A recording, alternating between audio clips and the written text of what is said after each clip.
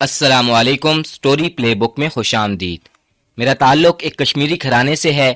دادا جان کا جموں میں کپڑے کا کاروبار تھا، تاہم وہاں نامناسب حالات کے پیش نظر دادا جان نے اپنے خاندان کے ساتھ جموں سے گلگت اور پھر گلگت سے شمالی پنجاب نقل مکانی کر لی۔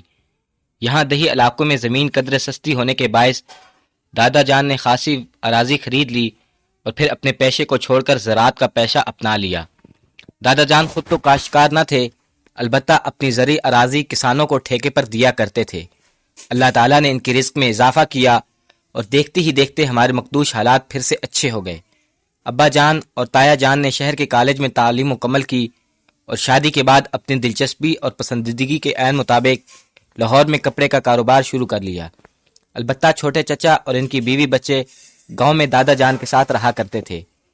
کپڑے کا کاروبار چونکہ دادا جان کے پرکھوں کا اصل پیشہ تھا، اس لیے انہوں نے اس کاروبار کی مخالفت نہ کی بلکہ خوشی کا اظہار کیا۔ ہم تین بھائی شعبان، میر شعان، میر اور علیان میر تھے، جبکہ تایا جان کا ایک بیٹا شاہ میر اور 4 بیٹیاں تھیں۔ میری اپنی بھائیوں سے زیادہ شاہ میر سے زیادہ جنتی تھی، کیونکہ ایک تو شاہ میر کا کوئی بھائی نہ تھا اور دوسرا میرے دونوں بھائی مجھ سے عمر میں بہت چھوٹے تھے۔ امی بتاتی تھیں کہ میری اور شاہ میر کی عمر میں صرف چند ہفتوں کا فرق تھا۔ جوائنٹ فیملی سسٹم کی وجہ سے بچپن ہی سے تمام کزن آپس میں سکے بہن بھائیوں کی طرح اتفاق سے رہا کرتے تھے، تاہم میری اور شاہ میر کی دوستی مثالی تھی۔ ایک جیسا لباس پہننا، ایک ساتھ پڑھنا اور ایک ساتھ کھیلنا۔ غرض ہم دونوں ایک جان دو قالب تھے۔ چھوٹے چچا کی کوئی نرینہ اولاد نہ تھی، البتہ اللہ تعالیٰ نے 3 بیٹیوں سے نوازا تھا۔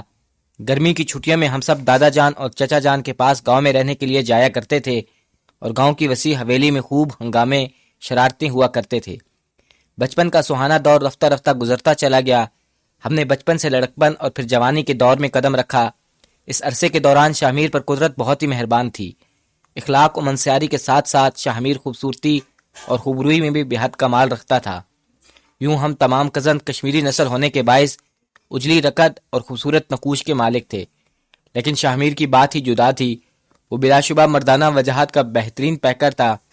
اسکول سے لے کر کالج تک جانے کتنے ہی لڑکوں اور لڑکیوں نے اس کی خوبصورتی اور وجاہت سے متاثر ہو کر دوستی میں پہل کی، لیکن جہاں بات ہوتی بہترین دوستی کی، وہاں میرے اور شاہ میر کے سوا کوئی اور نہ ہوتا تھا۔ ہم دونوں بے شک چچا زاد بھائی تھے، لیکن ہماری محبت سکے بھائیوں سے کہیں بڑھ کر تھی۔ ہم دونوں نے ایک ہی کالج سے ایک ساتھ BA کیا۔ اب ہماری اگلی منزل ابا جان اور تایا جان کے ساتھ مل کر کاروبار میں داؤ پیچ سیکھنا تھی۔ تاہم ہم دونوں نے ان کے کاروبار میں ان کا ہاتھ بٹانے سے قبل چند روز گاؤں کی سیر کی ٹھانی۔ میں بستر پر کمبل تانے باخبر اور بے سد پڑا سو رہا تھا کہ اچانک سامنے آ کر کمبل کھینچا۔ اب اور کتنا سوئے گا صوبان، چل اٹھ، ایک بڑا زبردست پلان سوچا ہے۔ میں جو ہمیشہ ہی سے شاہ میر کی اس عادت سے چڑ جایا کرتا تھا، حسب معمول پھر چڑا تھا۔ تیرا مسئلہ کیا ہے یار؟ کبھی تو سکون کی نیند سونے دیا کر۔ میں نے سونے کی دوبارہ کوشش کی، مگر شاہ میر نے بھی شاید قسم کھا کر آیا تھا۔ ارے یار، صبح کے 8 بج رہے ہیں، نماز روزے سے تو ہم پہلے ہی دور ہیں، اب کیا دن چڑھے سو کر گھر میں نحوست پھیلائے گا؟ رزق سے برکت ختم ہو جاتی ہے۔ شاہ میر حسب معمول نصیحتوں پر اتر آیا اور میں نے عافیت اسی میں جانی کہ چپ چاپ اٹھ کر تیار ہو جاؤں۔ ماجرا یہ تھا کہ شاہ میر تاریخی عمارتوں کا دلدار تھا، اس لیے جب بھی کسی معروف یا غیر معروف تاریخی مقام کی خبر ملتی تو فوراً میرے ساتھ شہر کے بہانے چل پڑتا۔ آج بھی موصوف شادباغ کے علاقے میں کسی مغلیہ دور کی گمنام بارادری کا پتہ لگا کر آیا تھا اور اصرار یہ تھا کہ میں بھی ساتھ چلوں۔ تاہم یہ بات تو طے تھی کہ اگر شاہ میر اصرار نہ کرتا تب بھی میرا اس کے ساتھ جانا لازمی تھا، کیونکہ ہم ہمیشہ ایک ساتھ سیر و تفریح کے لیے گھر سے نکلا کرتے تھے۔ کئی دن اپنے ہی شہر میں ہلا گلا کرتے ہوئے گزر گئے اور رفتہ رفتہ طبیعت بوریت ڈالنے لگی، تو ایک دن شاہ میر نے نیا آئیڈیا تجویز کیا، یار شعبان، کیوں نہ چند ہفتوں کے لیے گاؤں کی سیر کی جائے؟ میں یہ آئیڈیا سن کر سوچ میں پڑ گیا۔ ہم سب عموماً گرمیوں کی چھٹیوں میں ایک ساتھ ہی گاؤں جایا کرتے تھے، تاہم دادا جان اور دادی جان کی وفات کے بعد ہمارا گاؤں آنا جانا کافی کم ہو گیا تھا۔ کس سوچ میں گم ہو؟ شاہ میر کے اس سوال پر میں تھوڑا سا چونکا۔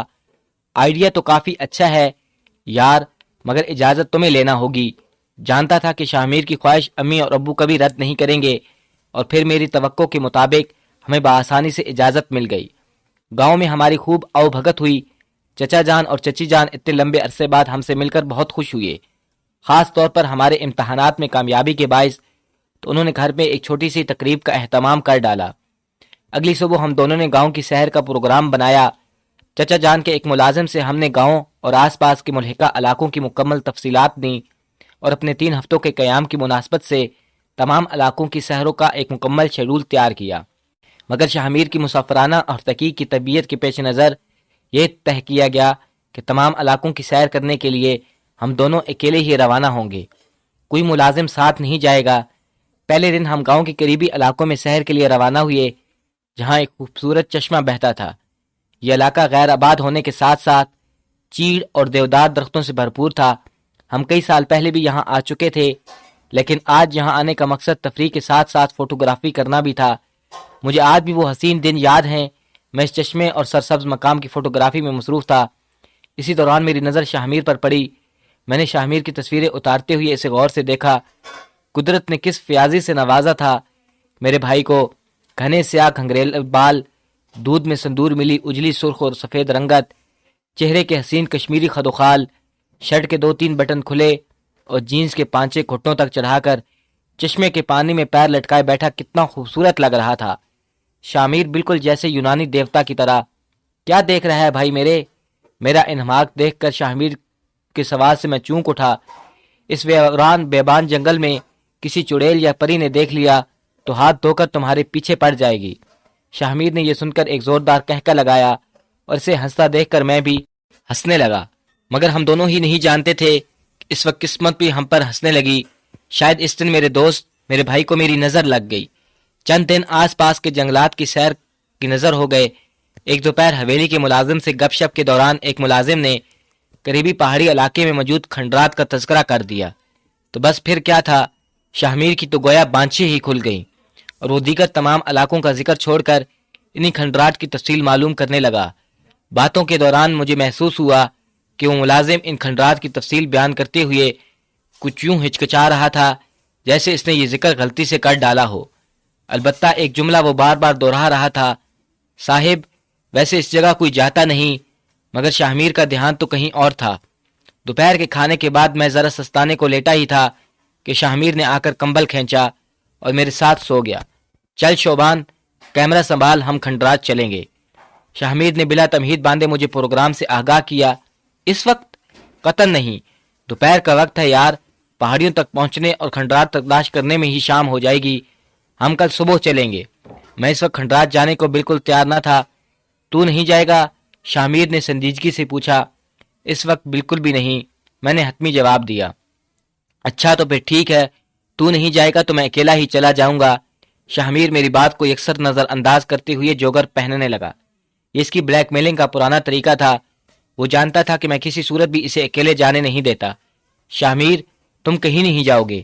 مجھے غصہ آنے لگا۔ پہاڑ میں جاؤ تم اور تمہارا حکم، میں تو چلا۔ شاہ میر نے کیمرہ اٹھایا اور تیزی سے باہر نکل گیا۔ ابھی ٹھہرو تو صحیح۔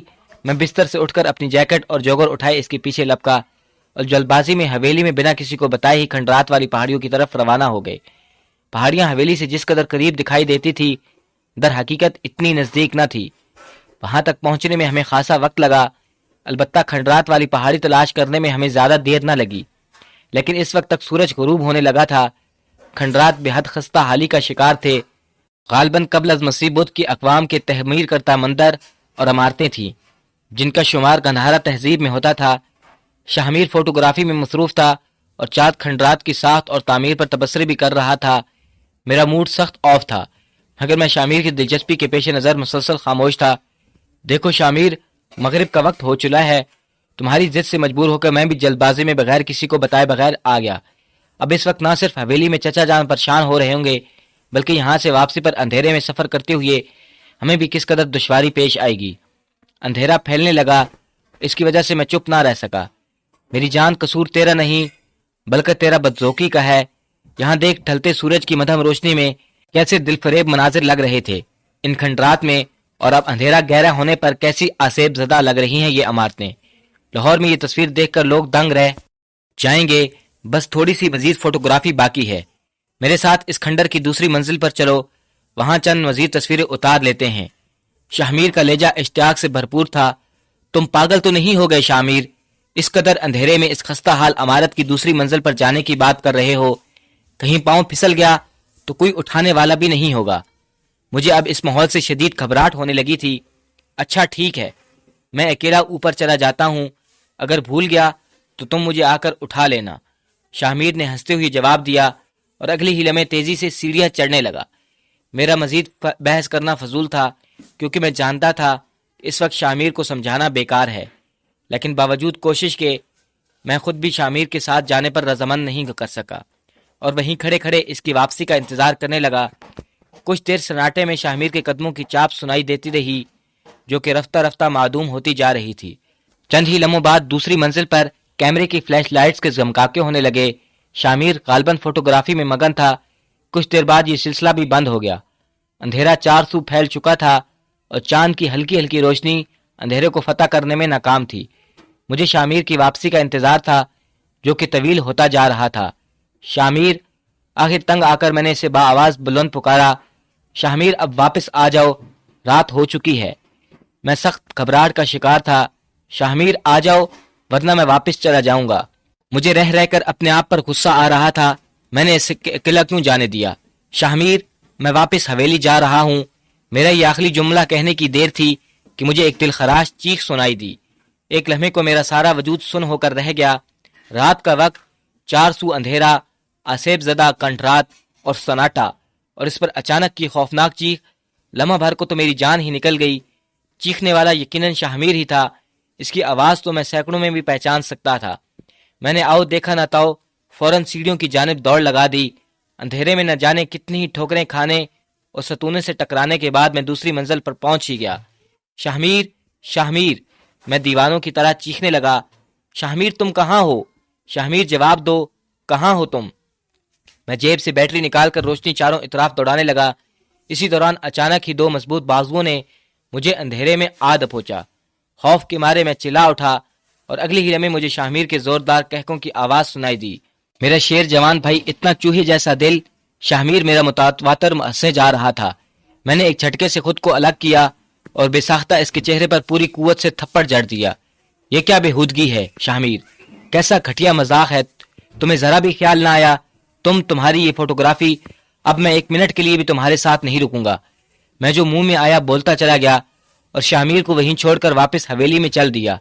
پلٹتے ہوئے میں نے ایک بار شاہ میر کے چہرے کا جائزہ ضرور لیا تھا۔ اس کی بڑی بڑی آنکھوں میں دو آنسو امڈ آئے تھے اور وہ اپنے بائیں ہاتھ سے اپنا گال سہلاتے ہوئے میری جانب ہی دیکھ رہا تھا۔ میں نے غصے کے عالم میں قطن پرواہ نہ کی اور سیڑھیاں اترنے لگا، یہ جانتے ہوئے بھی کہ شاہ میر میرے ساتھ واپس نہیں جا رہا تھا۔ سیڑھیاں اترتے ہی میں نے ایک تھک کنڈر کی جانب دیکھا اور ابھی مڑا ہی تھا کہ فضا ایک بار پھر شاہ میر کی آواز سے گونج اٹھی۔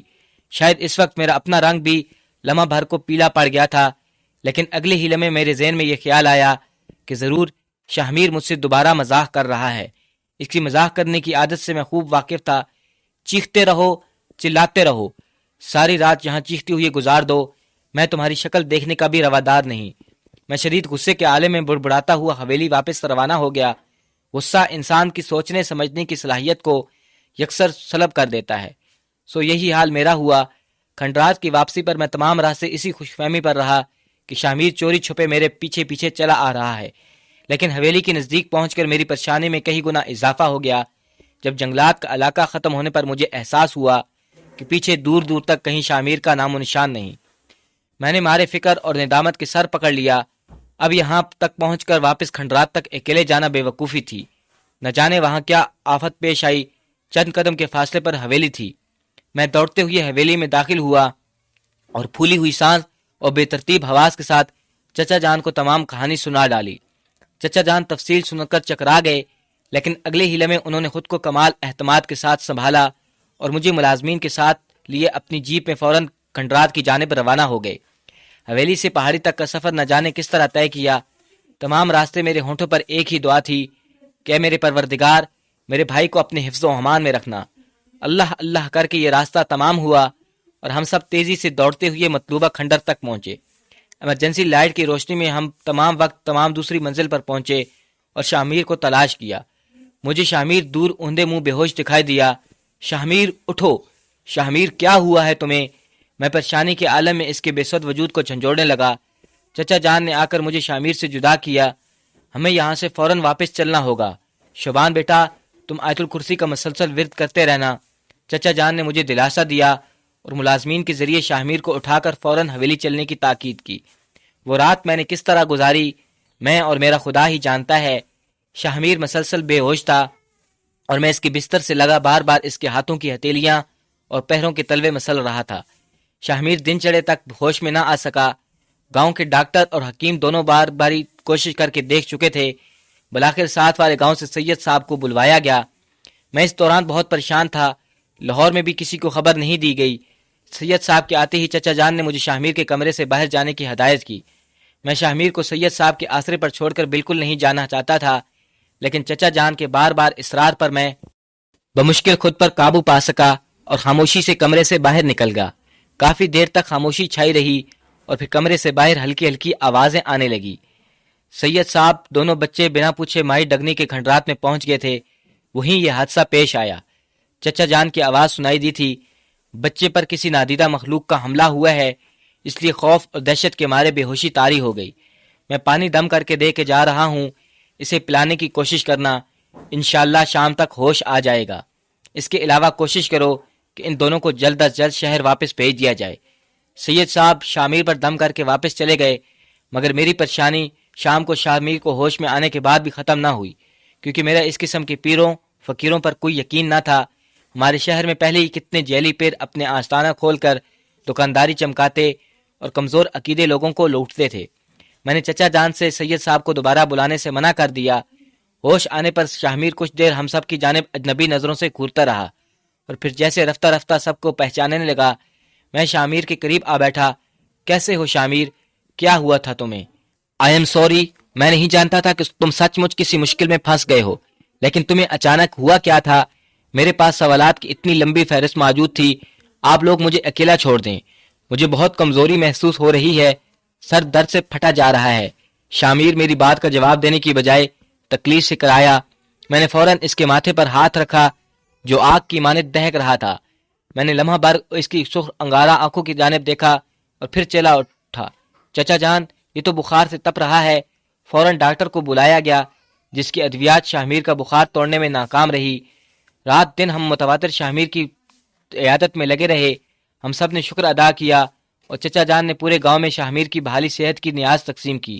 لاہور میں ہم نے گھر والوں کو مکمل تفصیلات نہیں بتائی، بس اتنا ہی بتایا تھا کہ شاہ میر کچھ بیمار ہو گیا ہے، تاہم اب بالکل تندرست ہے۔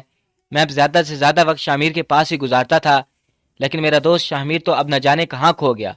شاہ میر کی باتوں اور عادات کو دیکھ کر لگتا ہی نہیں تھا کہ یہ وہی پرانا شاہ میر ہے۔ اسے تو جیسے چپ سی لگ گئی تھی، بلا ضرورت بات ہی نہ کرتا اور اکثر بیشتر اوقات کسی بات کا جواب بھی نہ دیتا۔ نہ ٹھیک سے کچھ کھاتا تھا اور نہ ہی پیتا تھا۔ 5 وقت کا نمازی تھا، لیکن اب اس نے نمازیں بھی ترک کر دی۔ میں اس کا دل بہلانے کے لیے اس کے آس پاس پھولدار اور سر پر علاقوں کی جانب لے جانے کی بات کرتا، مگر وہ ہر بات خوبصورتی سے ٹال دیتا۔ آج نہیں یا پھر کسی دن، آج میری طبیعت کچھ ٹھیک نہیں۔ میں نے کئی بار اس سے جاننے کی کوشش بھی کی کہ آخر اس رات کھنڈرات میں کیا حادثہ پیش آیا تھا، لیکن اس نے کبھی جواب نہ دیا۔ ایک رات میں نے شاہ میر کو دوا کھلا کر اس کا سر دبانے لگا۔ شاہ میر چند لمحے میری جانب دیکھتا رہا اور پھر بولا، سو جاؤ شوبان، بہت دیر ہو گئی۔ اس کی آواز میں لرزش تھی اور میں سر دباتے ہوئے اس کے بڑھتے ہوئے بخار کی تپش محسوس کر رہا تھا۔ تمہارا بخار دوبارہ تیز ہو رہا ہے شاہ میر، میں چچا جان کو بلاتا ہوں۔ میں اجرت میں اٹھا ہی تھا کہ شاہ میر نے میرا ہاتھ تھام لیا۔ نہیں بھائی، میں بس تھکن محسوس کر رہا ہوں، کچھ دیر کے لیے سو جاؤں گا تو طبیعت ٹھیک ہو جائے گی۔ تم بھی سو جاؤ، میں بھی سونا چاہتا ہوں۔ میں نہ چاہتے ہوئے بھی اپنے بستر پر سونے چلا گیا۔ رات شاید 2 بجے کے قریب میری آنکھ کھلی۔ سخت پیاس سے گلا خشک ہو رہا تھا۔ میں نے بیڈ کی سائڈ ٹیبل سے پانی کا جگ اٹھایا ہی تھا کہ مجھے حیرت کا ایک جھٹکا لگا۔ شاہ میر اپنے بستر پر نہیں تھا۔ اس کے غسل خانے جانے کا سوال ہی نہیں اٹھتا تھا، کیونکہ غسل خانے کا دروازہ کھلا تھا اور لائٹ آف تھی۔ میں فوراً بستر سے اٹھا اور کمرے سے باہر نکل گیا۔ اتنی بڑی حویلی میں اسے فوراً تلاش کرنا یوں بھی ناممکن تھا۔ جانے کہاں چلا گیا؟ رات کا وقت تھا، سبھی سو رہے تھے۔ میں اونچی آواز میں اسے پکار بھی نہیں سکتا تھا۔ اچھا خاصا وقت اسے تلاش کرتے ہوئے گزر گیا۔ میں نے حویلی کا چپا چپا چھان مارا، لیکن وہ کہیں دکھائی نہ دیا۔ آخر مجبوراً میں ٹارچ لے کر حویلی سے باہر نکل آیا۔ دیر تک آس پاس کے علاقے میں اسے تلاش کرنے کے بعد جب وہ نہ ملا تو میں چچا جان کو اطلاع دینے حویلی میں واپس چلا آیا۔ چچا جان کے کمرے کی جانب جاتے ہوئے میں نے راستے میں اپنے کمرے میں ایک نظر دوڑائی اور یہ دیکھ کر میری حیرت کی انتہا نہ رہی کہ شاہمیر اپنے بستر پر موجود تھا۔ میں نے تیزی سے اس کے قریب آ کر جائزہ لیا۔ وہ غالباً گہری نیند میں تھا۔ میں چپ چاپ دوبارہ اپنے بستر پر چلا آیا اور باقی رات یوں ہی آنکھوں میں کٹ گئی۔ کل رات تم کہاں تھے؟ صبح شاہمیر کے جاگتے ہی میرا پہلا سوال یہی تھا، کہاں گئے تھے تم کل رات کو؟ شاہمیر میرا سوال سن کر چونک گیا۔ میں کہاں جا سکتا ہوں؟ میں تو کمزوری کے مارے زیادہ دیر چل بھی نہیں سکتا تھا۔ شاہمیر نے مجھ سے نظریں چراتے ہوئے جواب دیا، ادھر دیکھو میری طرف۔ میں نے اس کا چہرہ اپنی جانب موڑتے ہوئے اس کی آنکھوں میں آنکھیں ڈال کر سوال کیا، میں کوئی وہ نہیں جسے تم اپنی بے سرو باتوں سے بہلا لوگے؟ میں نے تمہاری غیر موجودگی میں حویلی کا کونا کونا چھان مارا، حویلی کے باہر بھی تمہیں تلاش کرتا رہا، لیکن تم کہیں نہیں تھے۔ مجھے بتاؤ تم کہاں گئے تھے؟ مجھے اب غصہ آنے لگا تھا۔ شاہمیر مجھ سے چھوٹی چھوٹی باتیں شیئر کرنے والا دوست، میرا بھائی، آج مجھ سے سب کچھ چھپا رہا تھا۔ اسے خاموش دیکھ کر میں غصے سے اٹھ کھڑا ہوا۔ میں کبھی سوچ بھی نہیں سکتا تھا کہ شاہمیر ایک چھوٹا سا حادثہ تمہیں اتنا خود غرض بنا دے گا۔ تم نے مجھ سے کتنا واہیات مزاح کیا۔ میرا دل عجیب عجیب وسوسوں کا شکار ہو گیا تھا کہ نہ جانے تم کسی مصیبت میں پھنس گئے ہو۔ تمہارے مزاح کی حقیقت جان کر میرا غصے میں آ جانا تو لازم تھا۔ مجھے کیا معلوم تھا کہ اس مزاح کے بعد تم واقعی کسی مشکل میں پھنس جاؤ گے، ورنہ میں تمہیں کبھی اکیلا چھوڑ کر نہیں جاتا۔ میں تم سے معافی بھی مانگ چکا ہوں، مگر اب تمہاری مسلسل خاموشی کا کیا مطلب ہے؟ میری تمام تر تہجیات بے فائدہ رہی اور شاہمیر نے میری کسی بات کا کوئی جواب نہ دیا۔ اس کی خاموشی سے تنگ آ کر میں مجبوراً کمرے سے باہر نکل گیا۔ چچا جان کہتے تھے کہ اب ہم واپس شہر لوٹ جائیں، لیکن چچی جان کا اصرار تھا کہ پہلے شاہمیر کی طبیعت کچھ سنبھل جائے، ورنہ دونوں جٹھانیاں امی جان اور تائی جان ان سے ناراض نہ ہو جائیں۔ دونوں لڑکوں کو سیر و تفریح کے گھر سے گاؤں بھیجا تھا، الٹا شاہمیر کو بیماری کی حالت میں شہر روانہ کر دیا۔ بات یہ بھی تھی کہ چچی جان، امی جان اور تائی جان سے کچھ دبتی بھی تھی۔ ان دنوں شاہمیر کی طبیعت کبھی سنبھل جاتی تو کبھی وہ دوبارہ بخار کی لپیٹ میں آ جاتا۔ اس پر اس کی پراسرار خاموشی مجھ پر ہر وقت گراں گزرتی تھی۔ ڈاکٹر اور حکیم اس کے طبی معائنے کے بعد کسی بیماری کا پتہ لگانے میں کامیاب نہ ہو پائے۔ دوائیں بھی اس کی بیماری پر قابو پانے میں مسلسل ناکام رہی تھی۔ ہماری فکر دن بدن بڑھتی چلی جا رہی تھی۔ اس رات ایک بار وہ پھر غائب ہو گیا۔ اب تو میرے صبر کا پیمانہ لبریز ہو گیا۔ اس رات میں سویا نہیں، کمرے میں مسلسل جاگ کر اس کی واپسی کا انتظار کرتا رہا۔ آج میں اسے رنگے ہاتھوں پکڑنا چاہتا تھا۔ ایک ایک پل میں نے نہ جانے کس قدر بے چینی اور اضطراب میں گزارا۔ تقریباً فجر کے وقت شاہمیر کی واپسی ہوئی تو میں بستر سے اٹھ بیٹھا۔ کہاں گئے تھے تم؟ شاہمیر مجھے جاگتا دیکھ کر چونک اٹھا۔ وہ میں باورچی خانے میں پانی پینے گیا تھا۔ شاہمیر نے گھبراہٹ میں بہانہ بنایا، پانی تو یہاں بھی موجود تھا۔ میں نے بیڈ کی سائڈ ٹیبل کی جانب پڑے ہوئے جگ اور گلاس کی طرف اشارہ کیا۔ وہ دراصل تم بھی اسی گلاس میں پانی پیتے ہو۔ میں نے سوچا میرے اسی گلاس میں پانی پینے سے کہیں تم بھی بیمار نہ پڑ جاؤ۔ شاہمیر ہکلاتے ہوئے جھوٹ پر جھوٹ بول رہا تھا۔ اچھا مان لیتے ہیں تم باورچی خانے میں پانی پی رہے تھے، لیکن کیا وجہ تھی کہ تمہیں پانی پیتے ہوئے پورے 5 گھنٹے لگ گئے؟ اب کی بار شاہمیر لاجواب ہو کر رہ گیا۔ تو تم رات بھر جاگتے رہے ہو؟ شاہمیر نے وہیں بستر پر بیٹھتے ہوئے پوچھا۔ میں خاموشی سے آگے بڑھا اور شاہمیر کا ہاتھ اپنے ہاتھوں میں تھام کر چوما۔ میری آنکھوں میں آنسو آنے لگے۔ دیکھو شاہمیر، ہم دونوں بھائی ہیں، دوست بھی ہیں، ہم دونوں ایک ہی گھرانے کی اولاد ہیں، ایک دوسرے کے بچپن کے ساتھی ہیں۔ زندگی میں کبھی کوئی ایسا لمحہ نہیں آیا جب ہم نے ایک دوسرے سے اپنے دل کی کوئی بات، اپنا کوئی راز شیئر نہ کیا ہو۔ ہم تو بچپن ہی سے ایک دوسرے کے رازدار رہے ہیں، پھر آج ہمارے بیچ یہ کیسی اجنبیت؟ تم مجھ سے کیوں ایسا چھپا رہے ہو شاہمیر، اور کیوں چھپا رہے ہو؟ تم مجھے بتاتے کیوں نہیں کہ اس رات تمہارے ساتھ کیا حادثہ پیش آیا تھا؟ تم ایک بار مجھ سے شیئر تو کرو۔ کوئی مسئلہ ہے تو میں تمہارے ساتھ مل کر اس مسئلے کا حل نکالوں گا۔ تمہیں کوئی پریشانی ہے تو میں تمہارا ساتھ دوں گا۔ اپنا دوست، اپنا بھائی سمجھ کر کچھ تو بتاؤ۔ اس بیماری نے تمہاری صحت چھین لی ہے، تمہارا رنگ روپ چھین لیا ہے۔ تمہاری یہ زردی مائل رنگت، آنکھوں کے گرج ہلکے، تمہیں اس حال میں واپس لاہور لے جاتے ہوئے میرا دل ڈول رہا ہے۔ میں سب کو تمہاری اس حالت کا کیا جواب دوں گا؟ تم مجھے بتاتے کیوں نہیں؟ آخر تم کس مصیبت کا شکار ہو؟ शाहमीर टुकर टुकर कर मेरा चेहरा देखने लगा और एक छोटा सा आंसू इसकी आंख से फिसलता हुआ इसके कपड़ों में जज़ब हो गया। मुझे किसी से मोहब्बत हो गई है शोबान, इसे भी मुझसे बेपनाह मोहब्बत है। शाहमीर के मुंह से बामुश्किल ये अल्फाज अदा हुए। कौन है वो, कहाँ रहती है, तुम कब और कहाँ मिले इससे? मुझे कुछ भी समझ ना आया। अलबत्ता एक लम्हे को मेरा ध्यान समियाब मीर की जानिब गया, जो चचा जान की सबसे बड़ी बेटी थी। मैंने कई बार शाहमीर को और समियाब को खुशगवार मूड में बातें करते हुए देखा, लेकिन शाहमीर ने मेरे सवालों का जो जवाब दिया, इसे सुनकर मेरे औसान खता हो गए। इसका नाम कंशिका है, वही खंडरात में रहती है। मैं कभी कभी रात को इसी से मिलने जाता हूँ। वो बहुत हसीन है शोबान, किसी शायर की तखील में बसी अप्सरा की तरह। मुझे शाहमीर की जहनी हालत पर शुबा होने लगा। ये तुम कैसी बातें कर रहे हो शाहमीर? ये कंशिका कौन है? इस खंडर में कैसे रहती है? कहीं तुम पागल तो नहीं हो गए? शाहमीर को दोबारा चुप लग गई। इसने मुझसे फिर कलाम न किया और मेरा तमाम दिन शदीद ज़हनी इस्तराब में गुजरा। एक दो बार क्या चचा जान से शाहमीर की इस बात का जिक्र करने की कोशिश भी की, लेकिन मैं हिम्मत ना कर पाया। आखिर मुझे एक ख्याल आया और मैं चुपचाप हवेली के बूढ़े चौकीदार के क्वार्टर में चला आया। अस्सलाम वालेकुम बाबा। मैंने क्वार्टर के दरवाजे पर खड़े खड़े इसे अस्सलाम वालेकुम कहा। उसने कहा वालेकुम अस्सलाम। छोटे साहब आओ, अंदर आ जाओ। माफ़ करना, मेरे इस क्वार्टर में आपके बैठने के लिए कोई शायान शान जगह तो नहीं, पर आपने मुझे ही बुला लिया होता तो मैं खुद चला आता। चौकीदार अचानक मेरी आमद पर घबरा गया। कोई बात नहीं बाबा, मैं यहीं बैठ जाऊंगा, मैंने करीब की चारपाई के किनारे पर बैठते हुए कहा। शाहमीर साहब की अब तबीयत कैसी है? बहुत दिन हुए इन्हें हवेली से बाहर निकलते नहीं देखा।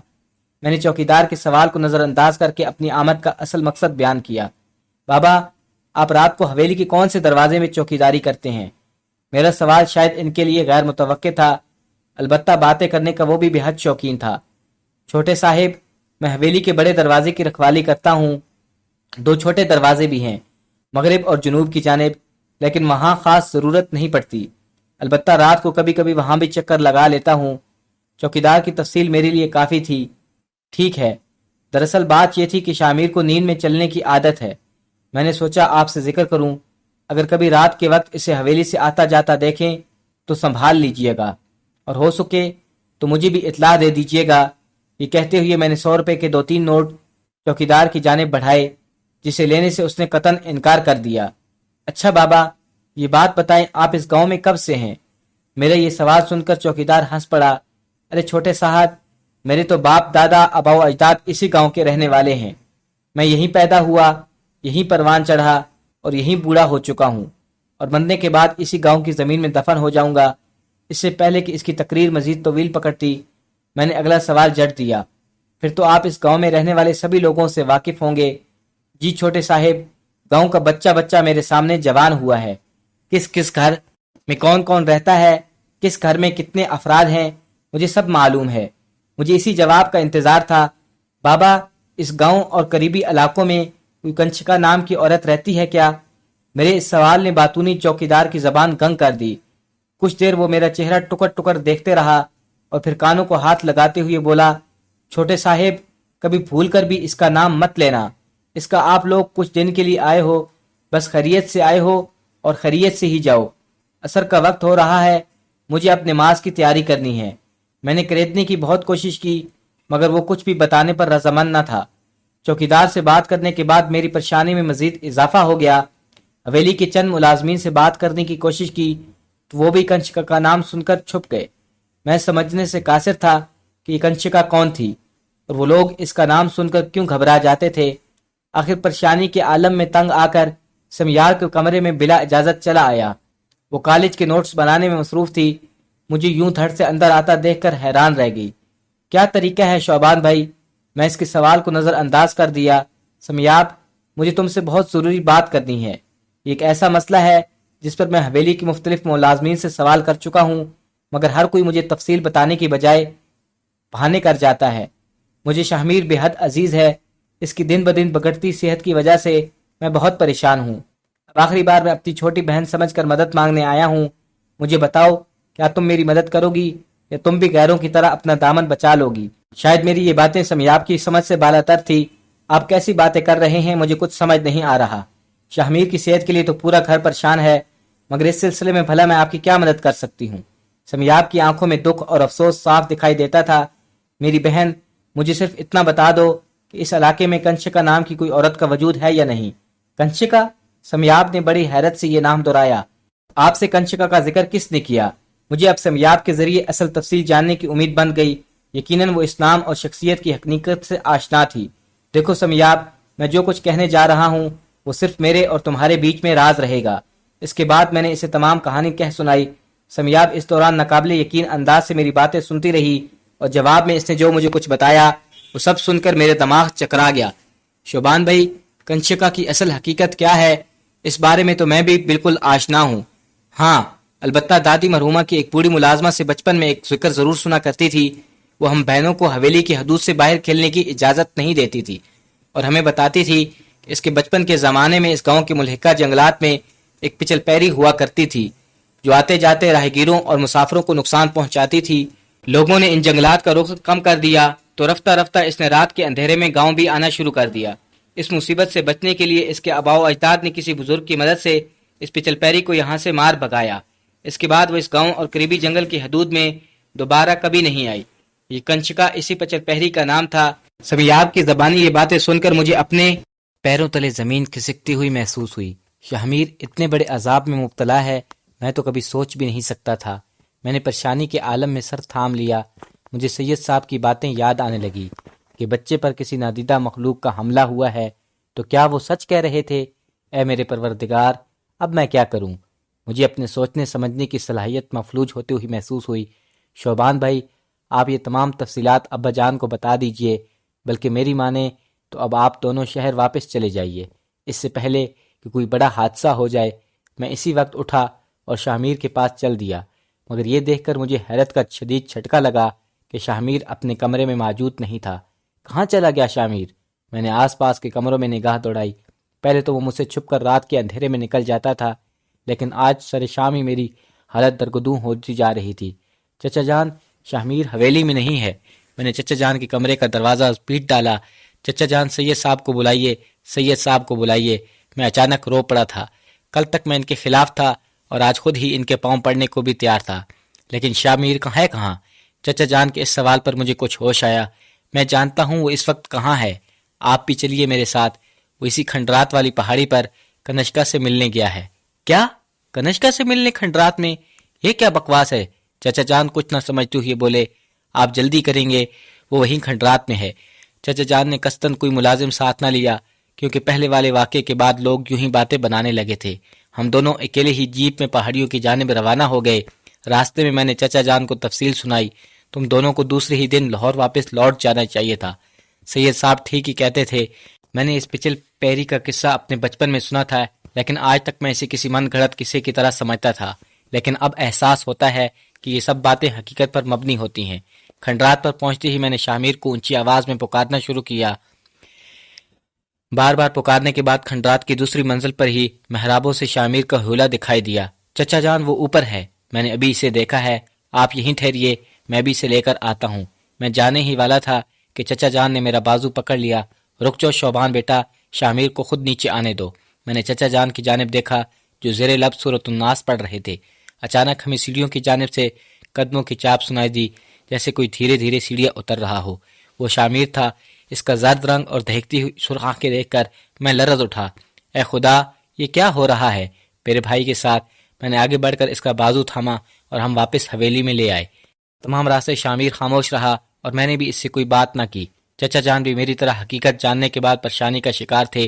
حویلی پہنچتی ہی شاہمیر کو گہری نیند نے آ گھیرا۔ میں نے سہارا دے کر اسے کمرے تک لے آیا۔ جلدی شاہمیر نیند کی وادیوں میں کھو گیا۔ تھوڑی دیر بعد سید صاحب تشریف لے آئے اور ہمیں تسلی دے کر شاہمیر کے کمرے کی جانب چل دیے۔ 1 گھنٹہ گزر گیا۔ آخر اللہ اللہ کر کے سید صاحب نے ہمیں پکارا۔ کمرے میں پہنچ کر میری نظر سید صاحب کے چہرے پر پڑی اور میری رہی سہی امید بھی جواب دینے لگی۔ سید صاحب کے چہرے پر میں نے مایوسی کے آثار دیکھے۔ سید صاحب، کیا شاہمیر ٹھیک تو ہو جائے گا نا؟ چچا جان کی حالت بھی مجھ سے مختلف نہ تھی۔ دیکھو بیٹا، میں جو کچھ بھی کہنے جا رہا ہوں تم ذرا غور سے سننا۔ سب سے پہلی بات یہ کہ میں کوئی عامل نہیں ہوں۔ اللہ کے کرم سے جو تھوڑی بہت کوشش کر سکتا ہوں وہ کر کے دیکھ چکا ہوں۔ شاہمیر کا دل و دماغ مکمل طور پر اس نجس مخلوق کے زیر اثر ہے۔ اللہ کا شکر ہے کہ ماضی بعید میں ایک بزرگ کی کھینچی ہوئی حدود کو وہ مخلوق پار نہیں کر سکتی۔ انہی کے دفن شدہ تعویذوں سے اس مخلوق کو اس گاؤں اور قریبی علاقوں سے دور کر رکھا ہے۔ اسی وجہ سے اس مخلوق نے دور پہاڑیوں میں پناہ لے رکھی ہے۔ آپ لوگوں کو ہر صورت شاہ میر کو ان کھنڈرات میں جاننے سے روکنا ہوگا۔ سید صاحب کی یہ باتیں میری تسلی کے لیے ناکافی تھیں، لیکن سید صاحب یہ مسئلے کا حل تو نہیں۔ میں 24 گھنٹے اس پر نگرانی تو نہیں کر سکتا، لیکن وہ پھر بھی کسی نہ کسی طریقے سے نکل جاتا ہے۔ ہم اسے کب تک روک سکتے ہیں؟ اس مسئلے کا کوئی مستقل حل تو ہوگا۔ ایسا کوئی مسئلہ نہیں جس کا مستقل حل نہ ہو۔ میں ایک بزرگ کو جانتا ہوں جو راولپنڈی میں رہائش پذیر ہیں۔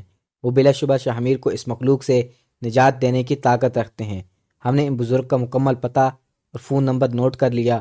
میرا بس نہیں چل رہا تھا کہ میں ابھی اڑ کر ان بزرگ کے پاس پہنچ جاؤں۔ سید صاحب کے جانے کے بعد ہم نے ان بزرگ کا نمبر ملایا۔ دل میں ایک امید تھی کہ اب ہمیں اس مصیبت سے چھٹکارا مل جائے گا۔ فون کال ان کے بیٹے نے سنی۔ ان کا جواب سن کر ہمارے حوصلے بھی جواب دے گئے کہ پیر صاحب 3 دن کے لیے بھارت روانہ ہو چکے ہیں۔ میں نے پوری رات جا کر شاہ میر کی نگرانی کی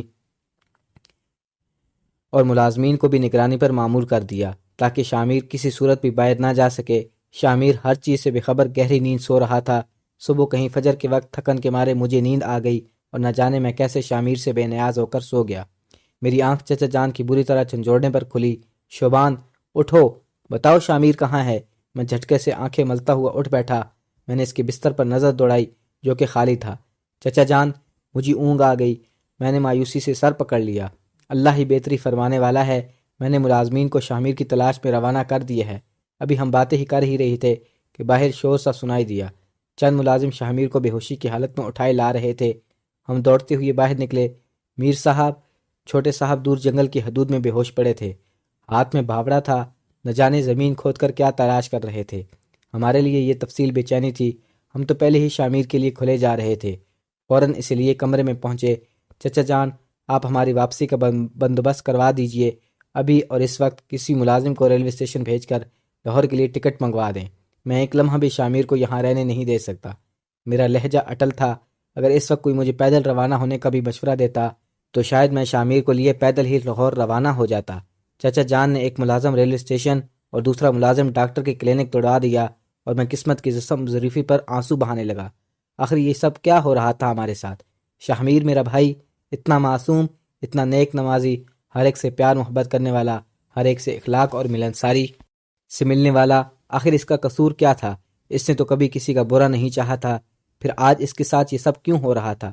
ڈاکٹر کی کوششوں سے شاہ میر بمشکل ہوش میں آیا۔ اس کی زبان پر ابھی تک تالے لگے تھے۔ اسٹیشن بھیجا جانے والا ملازم تھوڑی دیر میں واپس آ گیا۔ میر صاحب، کل شام کا ٹکٹ ملا ہے۔ چچا جان کے جانے کے بعد میں شاہ میر کے سامنے بری طرح رو پڑا۔ شاہ میر میرے بھائی، تم کس ڈائن کے جال میں پھنس چکے ہو؟ پورا گاؤں جانتا ہے وہ کنشکا کوئی لڑکی نہیں بلکہ ایک چڑیل ہے۔ کل ساری رات میں تمہارا پہرا دیتے دیتے تھک گیا، مگر صبح ہوتی ہی تم میری نیند کا فائدہ اٹھا کر پھر غائب ہو گئے۔ آخر تم یہ سب کیوں کر رہے ہو؟ کیوں جان بوجھ کر اس چڑیل کے جال میں پھنستے جا رہے ہو؟ اگلے ہی لمحے مجھے خیال آیا، تم آج اتنی صبح کہاں گئے تھے اور یہ پھاوڑا لے کر کیا کھود رہے تھے؟ اب تم مزید کیا کرنے جا رہے ہو؟ مجھے بتاؤ، آخر تم کیا چاہتے ہو؟ تمہیں میرے سر کی قسم، تمہیں مجھے صاف صاف بتانا ہوگا۔ شاہ میر نے ایک نظر میری جانب دیکھا اور پھر مجھے اپنی بند مٹھی میں چھپائے مٹی اور کیچڑ میں لتھڑے ہوئے چمڑے کے 4 تعویذ دکھائے۔ یہ کیا ہے؟ کہاں سے اٹھا لائے ہو؟ انہیں میری سمجھ میں کچھ نہ آیا۔ یہ تعویذ برسوں پہلے پیر طفیل شاہ سرہندی نے گاؤں کے چاروں اطراف دفن کیے تھے تاکہ کنشکا کبھی اس گاؤں میں داخل نہ ہو سکے۔ شاہ میر نے کھوئے کھوئے ہوئی لہجے میں جواب دیا۔ کیا؟ میں حیرت سے چلا اٹھا۔ شاہ میر، یہ تم نے کیا کیا؟ میں شاہ میر کو دونوں کندھوں سے پکڑ کر جھنجھوڑنے لگا۔ یہ تم نے کیا کر دیا شاہ میر؟ ان تعویذوں کی بدولت تمہارے ساتھ ساتھ اس گاؤں کا ہر باسی اس ڈائن کے حملوں سے کسی نہ کسی حد تک محفوظ تو تھا، مگر تم نے یہ تعویذ کھود کر اس ڈائن کا کام اور آسان بنا دیا۔ بولو، اب ان گاؤں والوں کا کیا ہوگا؟ شاہ میر نے خاموشی سے اپنے کاندھے میری گرفت سے آزاد کرائے اور دھیرے سے بولا، وہ اس گاؤں کے کسی بھی باسی کو نقصان نہیں پہنچائے گی، یہ اس کا مجھ سے وعدہ ہے۔ اسے صرف مجھ سے عشق ہے اور میرے لیے وہ کچھ بھی کرنے کو تیار ہے۔ میرا جی چاہا کہ دیواروں سے اپنا سر ٹکرانے لگوں۔ تمہیں ہو کیا گیا ہے شاہ میر؟ ایک ڈائن کی خاطر تم خود اندھے کنویں میں کودنے کو تیار ہو؟ ہوش میں آؤ شاہ میر، وہ عورت کوئی انسان نہیں بلکہ ایک ڈائن ہے۔ میں تمہیں کوئی غلط قدم اٹھانے نہیں دوں گا۔ چچا جان نے لاہور کے ٹکٹ بک کروا دیے ہیں، ہم کل شام واپس لاہور چلے جائیں گے۔ میرا دل شامیر کی باتیں سن کر بری طرح ہول رہا تھا۔ شامیر نے میرے کندھے پر ہاتھ رکھا اور آہستگی سے بولا، میں اب لاہور نہیں جا سکوں گا شعبان، تم اکیلے ہی واپس گھر چلے جانا، مجھے اب اپنی کنشکا کے ساتھ بہت دور جانا ہے، ہم یہ علاقہ چھوڑ کر بہت دور نکل جائیں گے۔ شامیر، میں حیرت اور غصے سے چیخ اٹھا، یہ کیا کہہ رہے ہو؟ تم ایک ڈائن کے لیے ہمیں چھوڑ دو گے؟ اپنے ماں باپ، اپنی بہنیں، اپنے رشتہ دار، اپنا سب کچھ اس چڑیل پر قربان کر دو گے؟ تمہیں کیا ہو گیا ہے؟ جس عورت کی مصنوعی رنگ و روپ پر تم مر مٹے ہو، وہ سب صرف اور صرف ایک دھوکہ ہے۔ وہ عورت انسان نہیں ہے شامیر، آخر تم مجھے کیوں نہیں بتاتے؟ ایک لمحے کو میرا جی چاہا کہ اپنے ہاتھوں سے شامیر کا گلا گھونٹ دوں، جو جان بوجھ کر اپنے پیروں پر خود ہی کلاڑی مارنے جا رہا تھا، اس چڑیل کے جھوٹے روپ سے عشق کر کے تمام رشتوں کو بھلا بیٹھا تھا۔ مجھے تم سے یہ امید نہیں تھی شامیر، مجھے یقین نہیں آ رہا کہ ہم سب کی برسوں کی محبت کو تم یوں ٹھکرا کر ایک چڑیل کی محبت میں گرفتار ہو جاؤ گے۔ تمہیں کسی کا بھی ذرا خیال نہیں، تمہارے والدین تمہارے کھونے کے بعد کیا کریں گے؟ تمہاری بہنیں تمہاری یاد میں برسوں آنسو بہاتی رہیں گی، ان کا کیا ہوگا؟ یہ سوچا ہے تم نے؟ شامیر کی آنکھوں میں آنسو امڑ رہے تھے جنہیں وہ مشکل سے روک پا رہا تھا۔ ایک بات کان کھول کر سن لو شامیر، ہم کل لاہور واپس جا رہے ہیں، مجھے اب تمہاری مزید بکواس نہیں سننی، میں زندگی بھر معاف نہیں کریں گے، میں بھائی جان کو کیا منہ دکھاؤں گا؟ اور میں اس وقت کو کوس رہا تھا جب ہم دونوں نے گاؤں کا ارادہ کیا تھا۔ اس روز ہم نے سر شامی حویلی کی کھڑکیاں اور دروازے بند کر دیے، اور چچا کسی صورت بھی کوئی رسک اٹھانے کو تیار نہ تھے۔ مجھے ڈر تھا کہ شامیر میری تنبیہ کے بعد کوئی غلط قدم نہ اٹھا لے، مگر اس دن ہم نے اس میں ایک عجیب تبدیلی محسوس کی۔ اس روز شامیر خود کمرے سے باہر آیا اور ہم سب کے ساتھ مل کر کھانا کھایا۔ اس کا رویہ کافی بدلا تھا، اس نے سب کے ساتھ پہلے کی طرح ہنستے مسکراتے بات چیت کی، چچا جان اور چچی جان کی محبت بھری مہنوازی کا شکریہ ادا کیا۔ تینوں چچا زاد بہنوں سے ان کی پڑھائی کے سلسلے میں گفتگو کی۔ ہم شامیر میں آنے والی اس تبدیلی پر حیران بھی تھے اور خوش بھی۔ مجھے یوں محسوس ہو رہا تھا جیسے شامیر پر میری صبح کی گفتگو کا خاصا مثبت اثر ہوا ہے، سو میں بھی بے حد خوش ہوا۔ کھانے کے بعد میں اور شامیر چھت پر ٹہلنے کے لیے چلے گئے۔ ہم کافی خوشگوار موڈ میں باتیں کر رہے تھے۔ میں شامیر کو دھیرے دھیرے سمجھا رہا تھا، اسے اپنے سنہری مستقبل کے سہانے خواب سنا رہا تھا۔ جانتے ہو شامیر، لاہور واپس جا کر ہم دونوں ابا جان اور تایا جان کے بازو بنیں گے۔ ان دونوں نے اپنی تعلیم مکمل کر کے دادا جان کے اس ادھورے خواب کو پورا کیا جس سے وہ جموں کشمیر سے آنکھوں میں بسائے پنجاب آئے تھے۔ کپڑے کا وسیع کاروبار جسے دادا دوبارہ اس حسین خواب کو تعبیر کیا۔ شامیر، ہم دونوں اس کاروبار کو مزید وسعت دیں گے۔ ہمارا کاروبار اس وقت صرف شمالی پنجاب تک محدود ہے، لیکن ہم اسے پورے پاکستان میں چلائیں گے۔ اور جانتے ہو، شامیر نے میری بات بیچ میں سے اچک لی، ہاں جانتا ہوں، کشمیری شال، پنجابی پٹکے، سرحدی پشمینے، سندھی اجرکے اپنی دکان پر تمام ورائٹی نمائش کریں گے۔ اتنے عرصے بعد شامیر کے منہ سے ہنسی مذاق سن کر میں پھولا نہ سمایا۔ ہم دونوں نے جی بھر کر باتیں کی، مگر کچھ ہی دیر میں شامیر باتیں کرتے کرتے اچانک خاموش ہو گیا۔ کیا ہوا؟ اچانک باتوں کو بریک کیوں لگ گئی؟ مجھے شامیر کی خاموشی سے الجھن سی ہونے لگی۔ وہ دیکھو شعبان، وہ مجھے لینے آ گئی ہے۔ شامیر نے انگلی سے دور درختوں کی جانب اشارہ کرتے ہوئے کہا، کیا کہہ رہے ہو؟ کون آ گئی ہے؟ میں شامیر کو دوبارہ اس پرانی کیفیت میں دیکھ کر گھبرا گیا۔ وہ دیکھو، وہ سامنے شہتوت کے پیڑ کے نیچے میری کنشکا کھڑی مجھے بلا رہی ہے۔ وہ مجھے اپنے ساتھ لے جانے آئی ہے۔ مجھے اس کے ساتھ جانے دو شعبان۔ میں نے درختوں کی جانب دیکھا، وہاں کوئی نہ تھا۔ تم پاگل ہو گئے ہو شامیر، کوئی نہیں ہے وہاں۔ میں شامیر کو زبردستی کھینچتا ہوا واپس کمرے میں لے آیا۔ تم کہیں نہیں جاؤ گے، سمجھے؟ میں نے شامیر کو کمرے میں دھکیلتے ہوئے دروازہ باہر سے لاک کر دیا۔ چچا جان، اگلے ہی لمحے میں نے چچا جان کو تمام تر تفصیل سے آگاہ کر دیا۔ حویلی کی کھڑکیاں اور دروازے تو پہلے ہی بند کر دیے گئے تھے، اب ہم دونوں شامیر کے کمرے کے باہر ہی دھرنا مار کر پہرےداری کرنے لگے۔ کوئی 11 بجے کا وقت ہوگا جب ہمیں سیڑھیوں کے اوپر پائل کی چھنکنے کی آواز سنائی دی۔ ہم دونوں ہی گھبراہٹ کے عالم میں اٹھ کھڑے ہوئے، چچا جان کو اپنا ریوالور تک اٹھا لائے۔ شعبان بیٹا، تم یہی کمرے کے باہر رکو، میں اوپر جا کر دیکھتا ہوں۔ چچا جان کی آواز میں لرزش تھی۔ نہیں چچا جان، آپ یہیں رکیں، میں جا کر دیکھتا ہوں۔ چچا جان رضامند نہ تھے، لیکن مشکل سے انہیں راضی کیا۔ چچا جان، آپ کا یہاں رکنا زیادہ ضروری ہے۔ بات صرف شامیر کی نہیں، قریب ہی دونوں کمروں میں چچی جان اور تینوں بہنیں بھی موجود ہیں۔ آپ ایسا کیجئے، چچی جان کو بہنوں کے کمرے میں بھیج دیجئے۔ چچا جان نے اس بات پر سر ہلایا اور میں ان کا ریوالور اور ٹارچ لیے آہستہ آہستہ سیڑھیاں چڑھنے لگا۔ میں کہنے کو تو اوپر جا رہا تھا، لیکن میرا وجود خوف سے بری طرح لرز رہا تھا۔ ایک غیر انسانی مخلوق شامیر کی تلاش میں حویلی تک چلی آئی، اور اسے کسی قسم کی اچھی بات کی توقع رکھنا سراسر بے وقوفی، اور منزل پر آ کر میں نے تمام ٹیوب لائٹس اور بلب جلا دیے، مگر وہاں کوئی ہوتا تو دکھائی دیتا۔ اسی دوران مجھے چچا جان نے پکارا۔ میں تیزی سے واپس نیچے پہنچا۔ شبان بیٹا، شامیر کے کمروں سے باتوں کی آوازیں آ رہی ہیں۔ میرا دل دہک سے رہ گیا۔ ہم نے جلدی میں کمرے کا تالا کھول کر اندر جھانکا، جہاں شامیر خاموشی سے بستر پر لیٹا سو رہا تھا۔ شاید یہ ہمارا وہم تھا، چچا جان شرمندگی سے بڑبڑائے۔ اگلے ہی لمحے ہمیں کسی عورت کی دھیرے دھیرے سے ہنسنے کی آواز سنائی دی۔ ہم چاروں جانب آنکھیں پھاڑ پھاڑ کر دیکھنے لگے، مگر کوئی دکھائی نہ دیا۔ شامیر صحیح کہہ رہا تھا، شبان بیٹا، وہ جو کوئی بھی ہے واقعی حویلی میں آ چکی ہے۔ اگلے ہی لمحے حویلی میں نسوانی کہہ کے کوچنے لگے اور قریبی کمرے سے چچی جان اور ان کی تینوں بیٹیاں خوف کے مارے چیختی چلاتی باہر نکل آئیں۔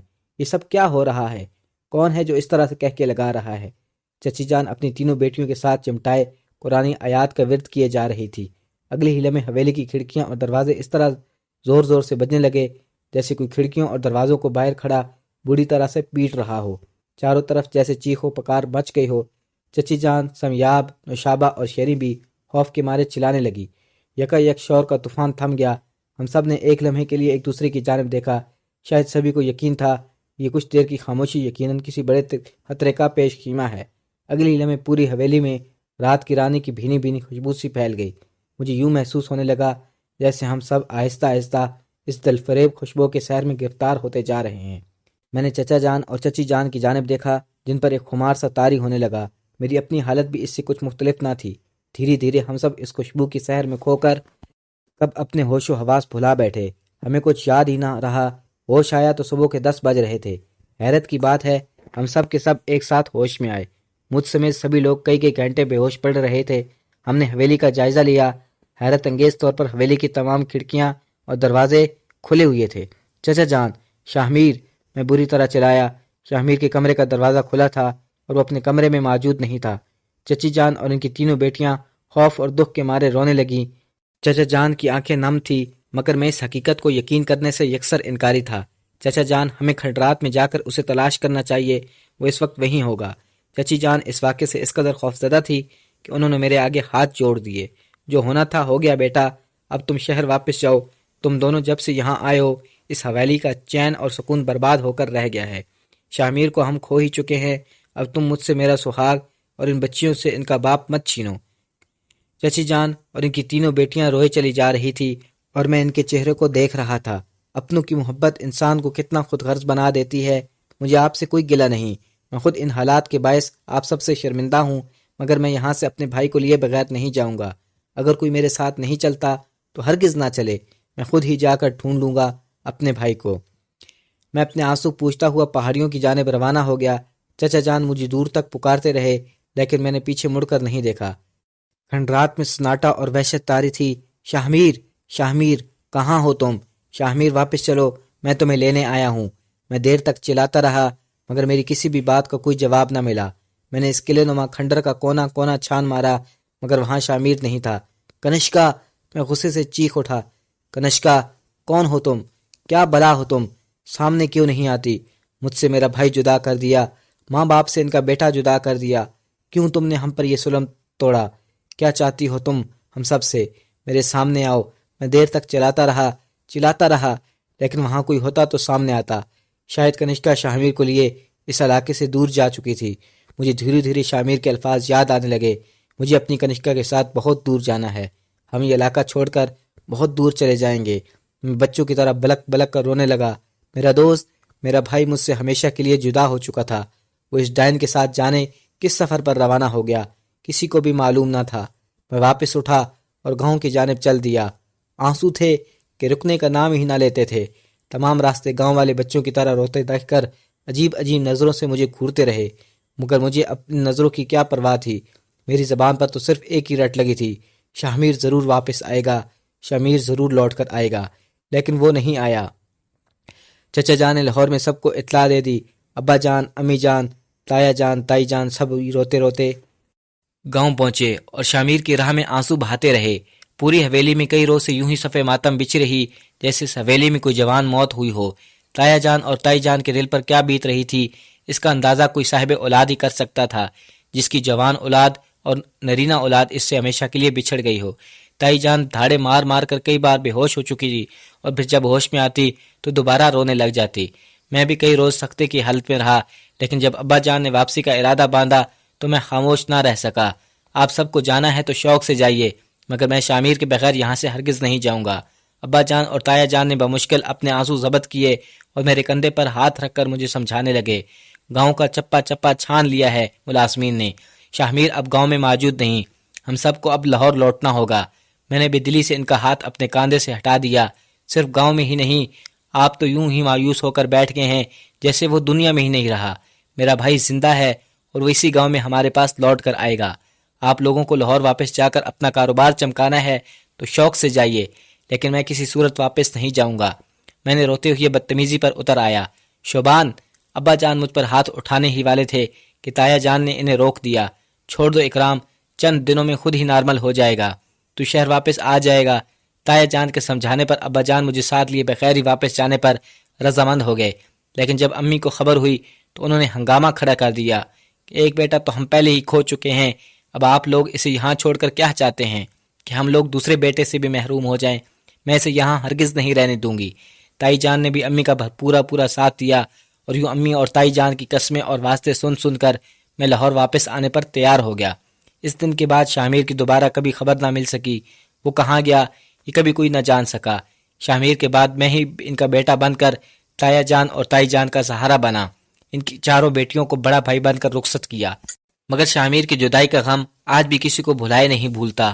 آج اس واقعے کو پورے 25 سال بیت چکے ہیں، اور ان 25 سالوں میں ایک دن بھی ایسا نہیں جب ہم نے شامیر کی جدائی میں آنسو نہ بہائے ہوں۔ اس عرصے میں 2 بیٹوں اور 3 بیٹیوں کا باپ بن گیا ہوں۔ میں نے اپنی شادی کے بعد سب سے زیادہ نرینہ اولاد کے لیے دعا کی، اس لیے نہیں کہ میرے نزدیک بیٹے کی حیثیت بیٹی سے زیادہ ہے، بلکہ اس لیے کہ مجھے اپنے بیٹے کا نام شامیر رکھنا تھا۔ جی ہاں، میرا بھائی شامیر اب میرے بیٹے کی صورت میں ہر وقت میرے سامنے رہتا ہے۔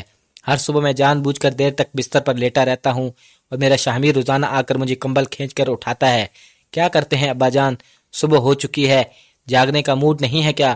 وہ بہو میرے بھائی شامیر کی عادات، خوش لباس، خوش گفتار، خوش اخلاق، اسے تاریخی مقامات سے بھی بے حد لگاؤ ہے۔ تاریخ میں ایم اے بھی کر رہا ہے۔ ہم دونوں موہنجوداڑو، ہڑپا، کٹاس راج، ٹیکسلا، مہر گڑھ، غرض ہر جگہ ساتھ سفر کر چکے ہیں، لیکن یہ تمام خوبیاں ہونے کے باوجود بھی میرا بیٹا کبھی میرے بھائی کی جگہ نہیں لے سکا۔ شامیر کہلاتے ہوئے بھی کبھی میرا بیٹا شامیر میرے دوست شامیر کی طرح نہیں بن سکتا۔ ویڈیو کو آخر تک دیکھنے کا شکریہ۔ کمنٹ باکس میں ضرور بتائیے گا کہ آپ کو یہ کہانی کیسی لگی۔ ملتے ہیں ایک ایسی نئی دلچسپ کہانی کے ساتھ، تب تک کے لیے اللہ حافظ۔